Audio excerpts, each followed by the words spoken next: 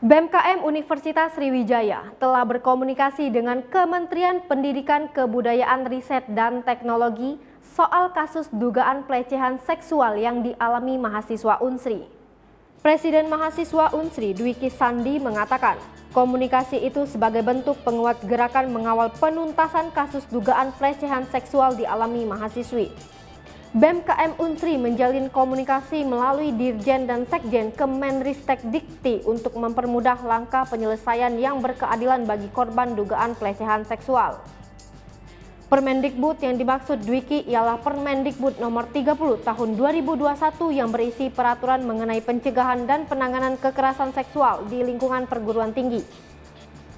Selain itu juga demi keberlangsungan proses advokasi yang berprinsip kepentingan terbaik bagi korban, BEM Unsri juga dalam hal ini mendapatkan surat kuasa dari korban dalam rangka advokasi penanganan dugaan kasus pelecehan. Sebelumnya, Rektor Universitas Sriwijaya, Prof. Anis Sagaf membuat surat edaran usai isu dosen diduga melecehkan mahasiswi viral di media sosial. Anis mengingatkan semua pihak tidak melanggar aturan terkait dugaan pelecehan oleh dosen terhadap mahasiswi tersebut. Sementara, mengenai proses penyelidikan perkara dugaan pelecehan, Rektorat Unsri telah memanggil oknum dosen yang dituding melecehkan 2 orang mahasiswi. Kini, pihak Rektorat sedang berupaya memanggil 2 orang mahasiswi tersebut.